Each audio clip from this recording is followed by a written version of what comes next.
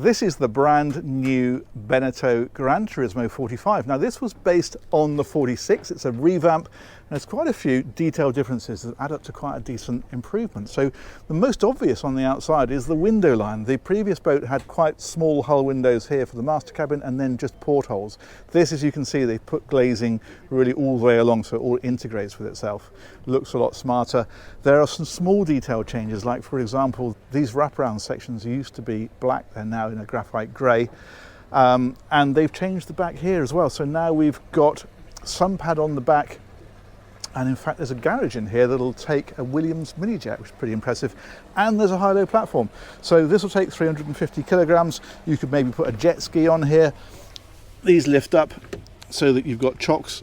What some people do, in fact, is to keep a tender on the back during the summer and then use this for toys and folding bikes and bits and pieces, and in the winter they take all the toys off and put the tender in there. So it does make it a very adaptable area. Underneath here, I flip that one over, they've now put the barbecue, like so. And if you come on round here, there's a shower in here.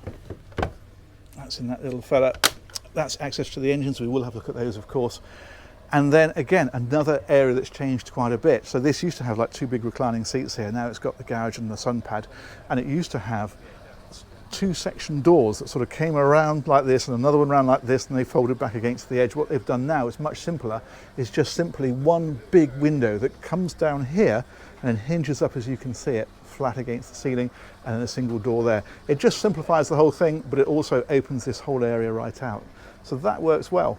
Again, they've gone with a graphite here, so just lightened and brightened it up a bit. If we go on inside, now because you've got this that comes across, you can enclose this area. Of course, the roof slides shut as well, so this can be like a deck saloon. But they've kept the styling like a cockpit, so you can see this just flows all the way through here, the way they've done the woodwork and so forth. This feels very much a cockpit area. I think that's a good idea, but if you want to enclose it, then you can do. We've got the table here that folds out. I won't do it because it's covered in stuff, but you can see how that's got hinges along here and just lifts out. So really nice big dining area. And on this side is the wet bar. So the sink is here and a chopping board. I suspect you can probably get a barbecue for there. This one has got an ice maker. There's a few options on this one actually. So you'll see a few upgrades. That's one of them. And that one there is just a bin.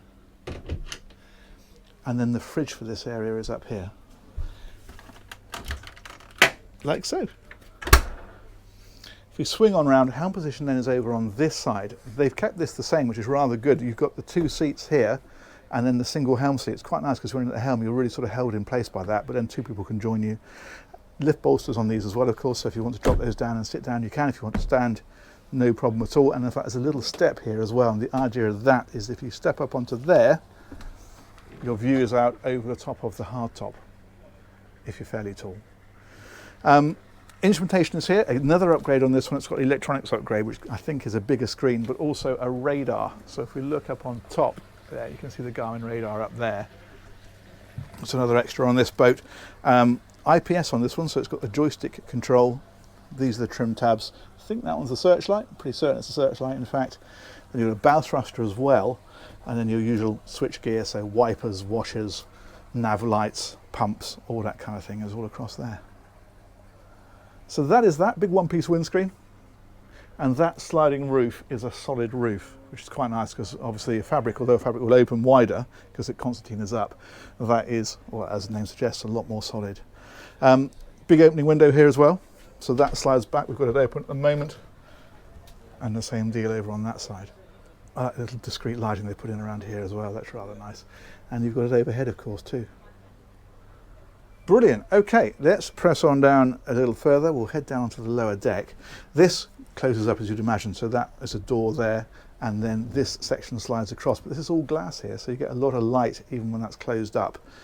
If we drop down here, I think the wood colour is new as well. They've gone for this rather more contemporary sort of grey finish in here. And then what we've got here is the galley area. So fridge freezer over on this side. Again, they put this nice lighting in places like this. That all brightens things up nicely. There's the Fusion stereo is in here. There's another unit for that. I think I put the helm, if I remember rightly. We've got the electric hob on this one. And if we look up here, there's storage And I suspect that will take a microwave. It looks like microwave size, doesn't it? Let's drop those back down. I'll probably find it down here now. Nope, that's all cupboards. There we go. So plenty of storage all the way around. Sink, thusly, and thusly. And then this one here, nice little shopping unit. There's a dinette opposite. You can have a third cabin here if you want, so that would therefore be like a bulkhead across there with a doorway in it, and then bunk beds in there. But this is quite nice because it's got the high low table. You can drop that down. You can use that as a sleeping area, and it really does actually open this area right out across the boat, whereas with the bulkhead, of course, it divides it up a little bit. So it just depends how you're using it. If you want to sleep 6 people regularly, clearly that third cabin makes a lot of sense, but if you don't, I think this works well. More storage up along the top here. If we head right up to the bow, this is the VIP guest cabin. In fact, it's the only guest cabin. There's 2 cabins on this particular boat. So you've got the owner cabin and the guest cabin, but a good size. Not long ago, this would have been very much the owner cabin, but now they've put an even bigger one in, which we'll see in a minute. Again, the concealed lighting dotted around in places like this. And again, storage like so. And if we spin around onto this side, more storage there. Bigger hull windows on this one, and these sections here are opening sections to get some ventilation in there. And of course you've got the hatch overhead as well, and there are blinds for these and that. If we spin on round, we will find the day heads. That's in here. So at night, this is what this cabin would use. So the toilet there, and then the shower over there. Like so, and that has actually got doors, you can see them here, that come across to enclose that, which is nice. Very good, very good. Let's head aft, because this is the owner's cabin. Voila, as they say in Istanbul. Very nice, full beam of the boat. You've got great headroom as you come into this cabin. So right here, loads, and in fact they put a skylight up above that as well. And then as you drop down, of course, we're back underneath the cockpit here. They're still pretty good, but you are stooping just a little bit as you come around the bed. But of course the idea is, of course, you come around and into bed, so it's not really a problem. But it's what you're going to get in a 45-foot boat. You really need to be up to 50 feet to get full standing headroom in the mid cabin. But this works well. It comes, as I say, right to the edges of the boat, and therefore it does feel very spacious. And again, with a nice lighting dotted around and so forth. Lovely. Very nice indeed. Okay, let's head on around this side. We can have a little look in here, because I'm nosy. Yeah, hanging locker in there. Little drawer down there. Not sure what that's for. I don't want to know. And a bit more storage there. And then by the bed you've got USB ports and a normal plug socket. Superb. And of course ensuite, because it's the owner's cabin. So that's in here, a little bit larger, bigger, separate shower area. So again, you've got the doors that come across to enclose that. It's all lovely and new, isn't it? And that one opens, there we go, in the centre.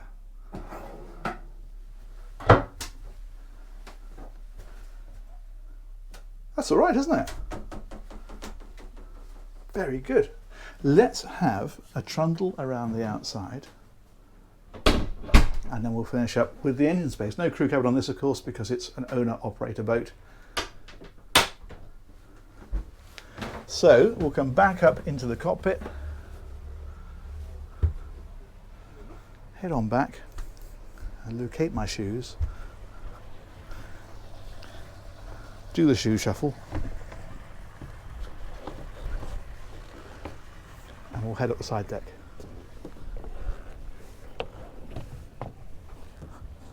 This is quite nice. They've put a recess all the way along here, so you can put your hand on there as you come up, and you've got something to grip hold of. That's a good idea. This is this opening section, and that is the actual sliding roof there. You can see it's got a glass panel on it as well, so when it's closed, you've still got light coming through. massive windscreen, and then right up to the bow, sunbathing here. This is a Cabana.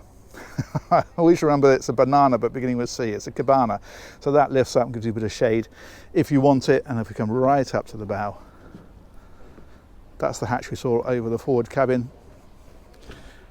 Delta anchor up there on the bow, and then anchor chain and so forth, and anchor winch in there. There we go. Cool, huh? Let's go and take a look at the motors. And back down here.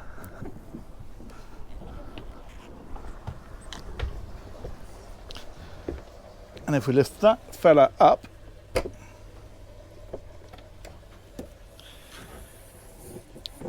that'll take us down to the engine space.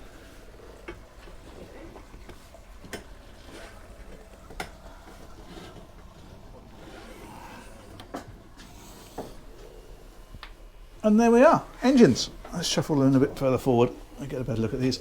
D6 Volvo Pentas IPS 600. They are 440 horsepower each. They're going to give the boat about 31, 32 knots flat out, so just touch over 30, and cruising there for mid-20s very comfortably. Range on this probably a little bit under 200 miles, somewhere in that order. This sort of boat, you can see the fuel tanks. There's one here, one out on the other side. There is space for a generator. I think it's down in the centre there. This boat doesn't yet have it. It's waiting to be fitted. It's brand spanking new. It's only just turned up, so that's going to be installed. You can see the top of the IPS pods here and there, and the hot water is in here as well. Water pump and so forth.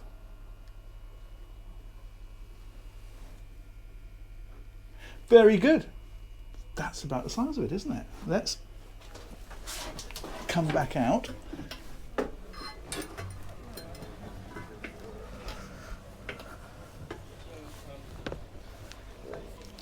We'll drop that one down.